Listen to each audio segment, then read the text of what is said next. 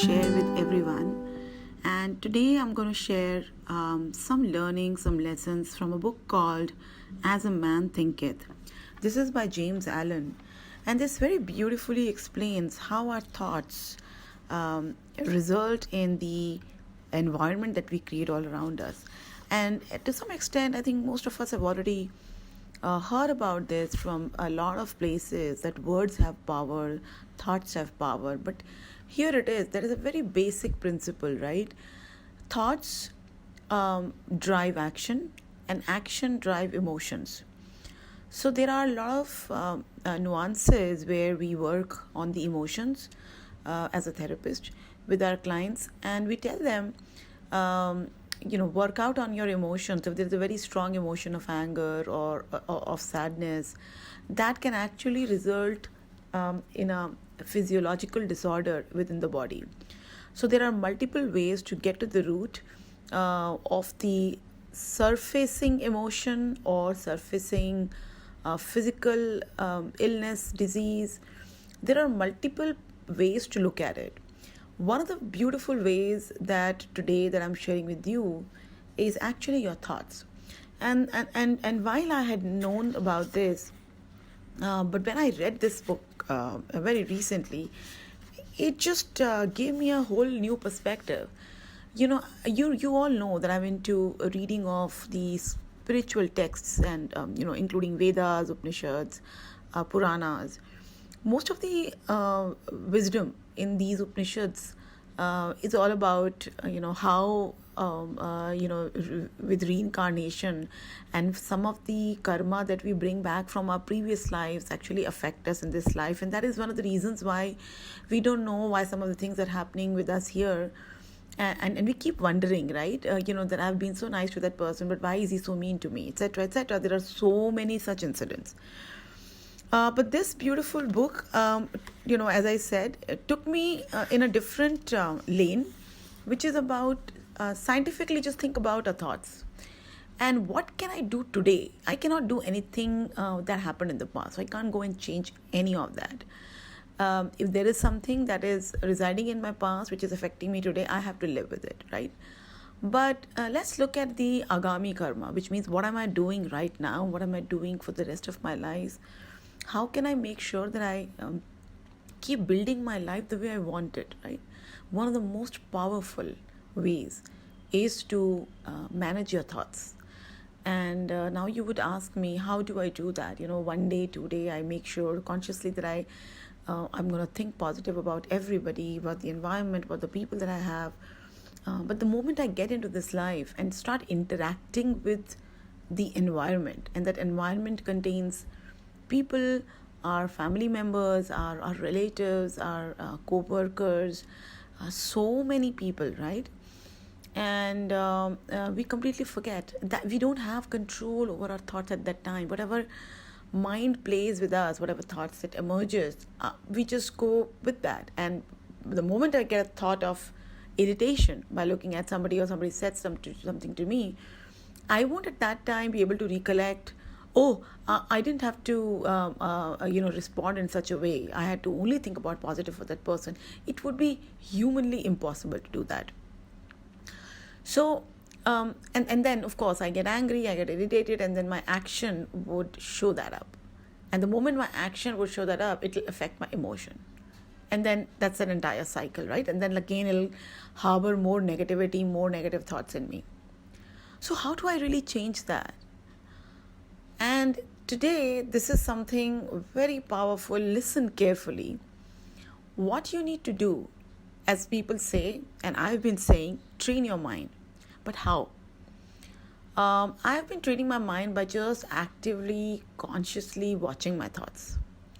Okay? But as I said earlier, you can go haywire anytime. So you have to be super, super careful. An easier method would also be to start journaling. So I'm now doing a 21-day, actually starting with 21 days, but I think I'm not going to stop at it. The formula of writing my thoughts. So now what I'm doing is I'm consciously jotting down every positive vibration, every positive thought that I can think about myself, about people around me, my family, my loved ones, about the environment that I want to have around me, whatever that I want to do, I would write down all of that. I would write blessings for everybody. I would probably write some mantras, chant some mantras and write it down so that I can feel positive. I can feel calm and composed. And when I'm jotting these down, I'm actually sending out a very, very positive vibration out in the air. And you would be pleasantly surprised. You keep writing a few lines, and thoughts just keep emerging to you, automatically the moment you're in that zone of positivity. And at some point in time, when you've really emptied your mind, so to say, you stop writing. And you at that time feel so good, so positive, and that's it. That's your task for the day. That's over. It's just 5 minutes, probably 10 minutes. I don't think it's going to take more than that. But this is a conscious activity that I would suggest every one of you to follow. I've been practicing this for last 5 days now, and my life has changed. Well, that's a very cliche statement, but at least what I can feel now, I can feel a pure sense of calmness that I can't even explain. And it has led me to do meditation. Earlier, I was not able to while I was sitting down, but the thoughts were too excessive, too disturbing, that I couldn't focus. And one of my relationships that has been strained for a very, very long time, and I've been consciously working on it, has again started to mellow down. And just it's so amazing to see that what you're putting out in the environment, you get exactly the same response back. So, as James Allen says, they themselves are makers of themselves. So whatever we make, whatever we are, whatever we have, it's all about our thoughts. As a man thinketh in his heart, so is he. And that's the root cause of everything all around us. So, isn't that amazing that while we know this from a very long time, and a lot of people talk about it, there are so many coaches, so many platforms that talked about to purify your thoughts through meditation. But I know, because I've been a practicer of meditation and yoga and a lot of other spiritual healing modalities, etc., it is not easy, not at all. So this, according to me, is a workable solution, where you, at the beginning of the day, fix a time and keep a separate notepad for this exercise, and every day make sure you're just writing positive thoughts about what you wish, and wish good for everybody.